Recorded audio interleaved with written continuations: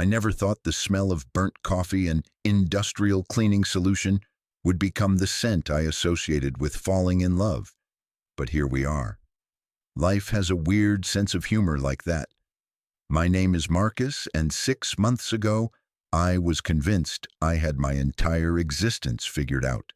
I was 26, working the closing shift at a downtown bookstore cafe, living in a studio apartment with a mattress on the floor and exactly 3 plates. I told myself I was minimalist. My therapist said I was avoiding commitment to anything, including furniture.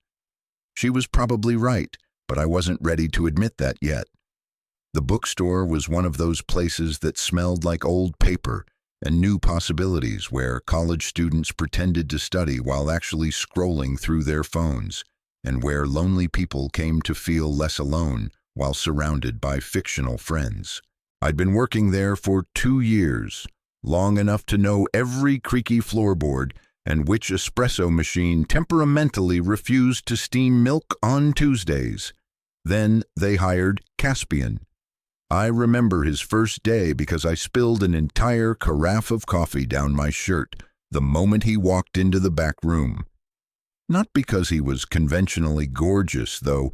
He was attractive in that unconventional way that sneaks up on you. Tall and lanky with perpetually messy dark hair that looked like he'd just rolled out of bed, which I later learned was actually true most days. He had these incredibly expressive hands that moved when he talked, like he was conducting an invisible orchestra, and eyes that were some impossible color between green and gold, depending on the lighting.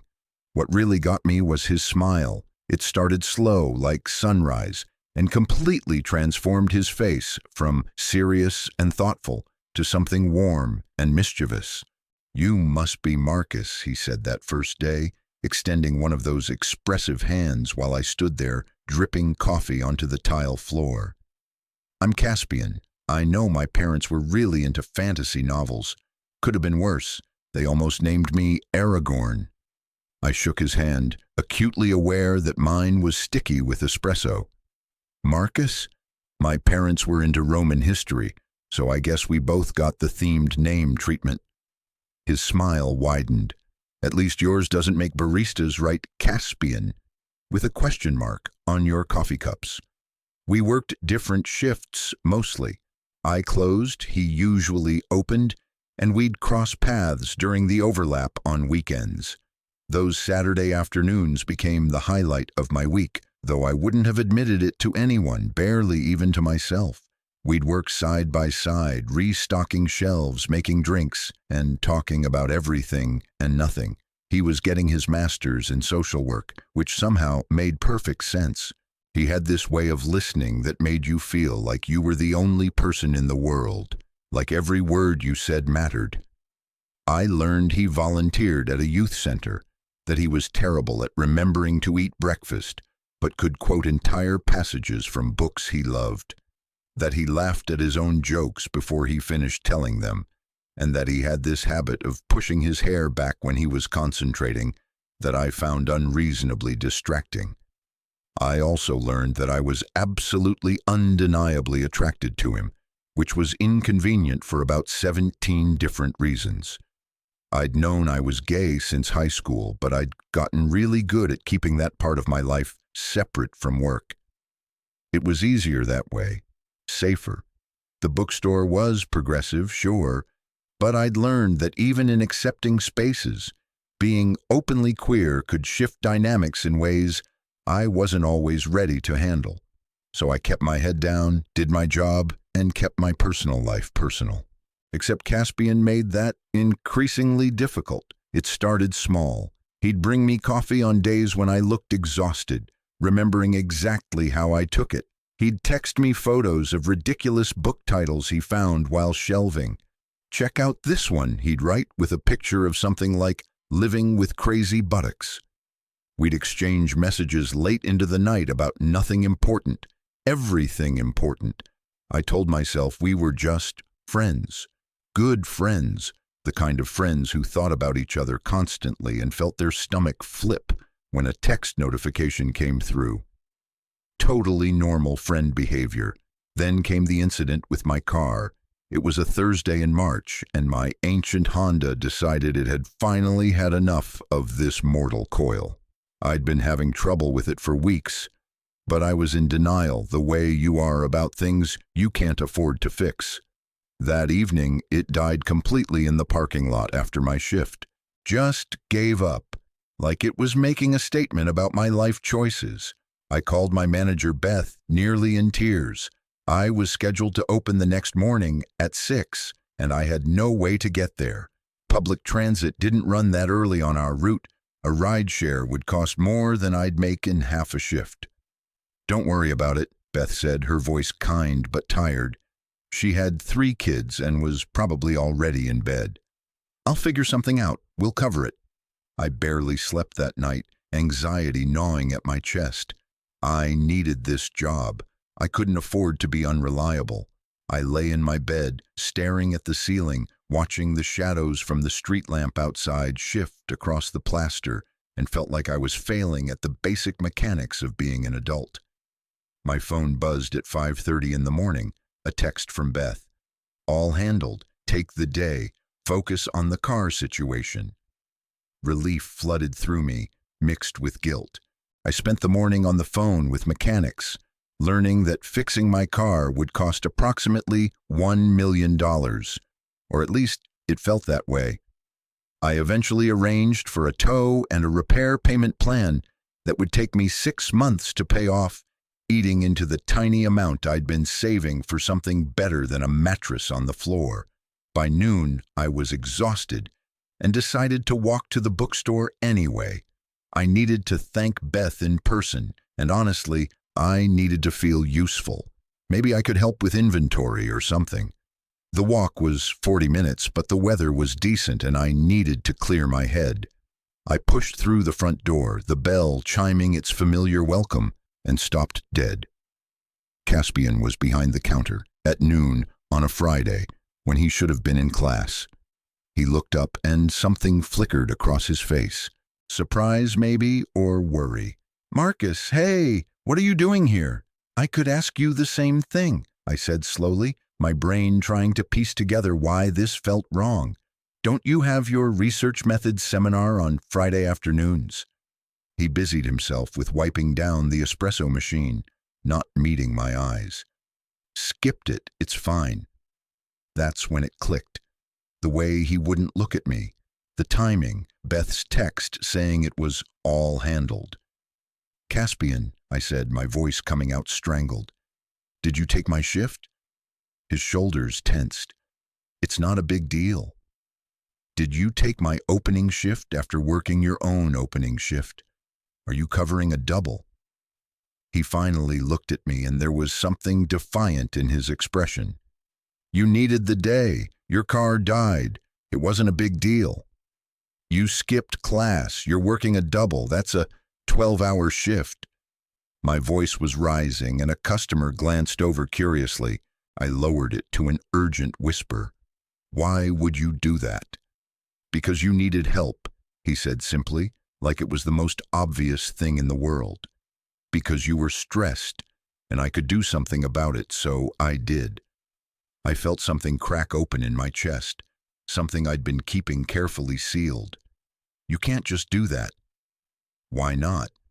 "Because—" I struggled for words, for logic, for any reason that didn't expose the real truth, which was that his kindness was terrifying, that it made me want things I'd convinced myself I couldn't have. "Because it's too much. You don't owe me that." "I know I don't owe you," Caspian said, and now there was an edge to his voice. "That's not why I did it." We stared at each other across the counter, the espresso machine hissing steam between us, and I felt like I was standing on the edge of something vast and frightening. "Why did you do it?" I asked quietly. He opened his mouth, closed it, then ran his hand through his hair in that gesture I'd memorized. "Can we talk about this later, after my shift?" "You're working until 6. "Then after 6. I nodded, not trusting my voice. and spent the next 6 hours in a fog of confusion and hope and terror. I went home, showered, changed, and walked back to the bookstore, arriving right as Caspian was locking up. "There's a park 2 blocks from here," he said. "Want to walk?" We walked in silence for a while, the evening air cool against my skin. The park was mostly empty, just a few joggers and a woman walking 3 small dogs that looked like mobile dust mops. We found a bench overlooking a small pond where ducks congregated, hoping for bread. No one was supposed to feed them anymore.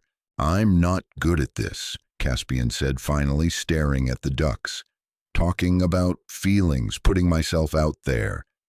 I'm the guy who helps other people process their emotions. Doing it myself is harder." "You don't have to," I started, but he shook his head. "I do, actually, because I've been driving myself crazy for months, and I think you have been too, and we're both too scared to just say it." My heart was pounding so hard I was sure he could hear it. "Say what?" He turned to face me, and in the fading light, his eyes were more gold than green. "That I have feelings for you, Marcus. Real, inconvenient, can't stop thinking about you feelings. That I took your shift because the thought of you stressed and struggling made my chest hurt. That I look forward to Saturdays because I get to work with you. That I've been texting you at midnight because I can't sleep without talking to you first." I couldn't breathe, literally couldn't make my lungs work properly. "And I know this could make everything complicated," he continued, words tumbling out faster now. "I know we work together and maybe you don't feel the same way, and that's okay. I'll deal with it. But I couldn't keep pretending I just wanted to be friends when I spent your entire shift today, wearing your cologne because I grabbed your apron by mistake and it made me ridiculously happy." Something between a laugh and a sob escaped my throat. "You wore my apron?" "It was an accident, initially. Then I didn't want to change it." "Caspian," I said, and my voice was shaking. "I've been half in love with you since you made that joke about Aragorn on your first day." His eyes widened. "What?" I thought I was hiding it. I thought I was being so careful. But I've been losing my mind for months trying not to feel this, trying to keep it professional, trying to protect myself from wanting something I was sure I couldn't have. "Why were you sure you couldn't have it?" "Because good things don't usually happen to me," I admitted, and it felt like pulling out something deeply embedded. "Because I've gotten really good at expecting disappointment.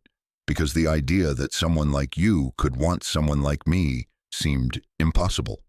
Caspian reached out slowly, giving me time to pull away, and took my hand.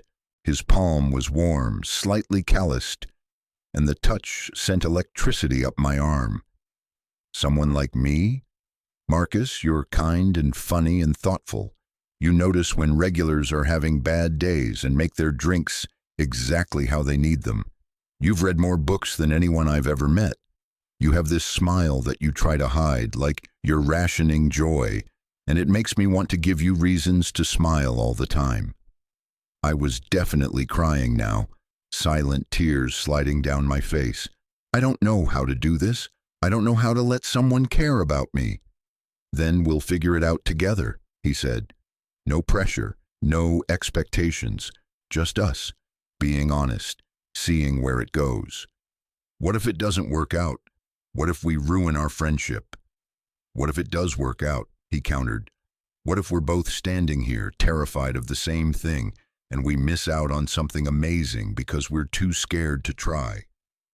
I looked at our joined hands, then back at his face, at those impossible eyes and that smile that made me believe in things like hope and possibility. "I'm still scared." "Me too," he admitted, "but I'm more scared of not trying." The ducks quacked loudly, breaking the moment, and we both laughed. It felt good, that laughter. It felt like release. "So what now?" I asked. "Now I'd really like to kiss you," Caspian said, "if that's okay." I nodded, not trusting words, and he leaned in slowly. His lips were soft, tentative at first, and then more certain. The kiss tasted like coffee and possibility, and when we pulled apart, I was smiling so hard my face hurt. "I'm still mad you skipped class," I said. "I'll catch up." And worked a double. Worth it. And didn't tell me. Would you have let me do it if I'd asked? He had a point. We sat there until the park lights came on, talking about everything we'd been too scared to say before. He told me about his last relationship, which had ended badly, leaving him cautious. I told him about my family, who loved me but didn't quite understand me, and how I'd been floating through life, afraid to anchor myself to anything. We made plans for an actual date, something involving dinner and not our workplace, and agreed to take things slow, even though we'd apparently been in a slow-burn romance for months without acknowledging it. Walking home that night, my phone buzzed. A text from Caspian. "Made it home, still smiling. This feels real." I typed back, "It is real. Thank you for covering my shift, for everything. Anytime, literally anytime, I'm your guy for inconvenient acts of service." I laughed, alone on the sidewalk, and didn't care who saw. That was 6 months ago. My car is fixed. I bought a bed frame. Caspian has a drawer at my place, and I have one at his. We still work at the bookstore, though we've gotten better at not making hard eyes at each other during shifts. Better, not perfect. Last week, he covered my shift again when I had a brutal migraine. This time, he told me first, and I let him do it without arguing, which he claimed was personal growth. Maybe it is. Maybe learning to let someone care for you is just as important as learning to care for someone else. Maybe love isn't just the big romantic gestures, but also the small, daily choice to show up, to help, to stay. I still think about that March evening sometimes, how close I came to pushing him away out of fear, how I almost let my defense mechanisms rob me of something beautiful. Life is strange that way. Sometimes the best things happen when you're at your lowest, when your car breaks down and you're forced to accept help, when someone covers your shift without telling you and you show up to find them already there, already choosing you, already making space for you in their life. I never thought the smell of burnt coffee would become the scent of falling in love, but Caspian was right. Sometimes you just have to try. Sometimes you have to let yourself be scared and hopeful at the same time. Sometimes the person you need is already there, has been there all along, just waiting for you to be brave enough to reach back. And sometimes love smells like old books and espresso and the cologne on a borrowed apron, and that's more than enough. Total char count, 16,847,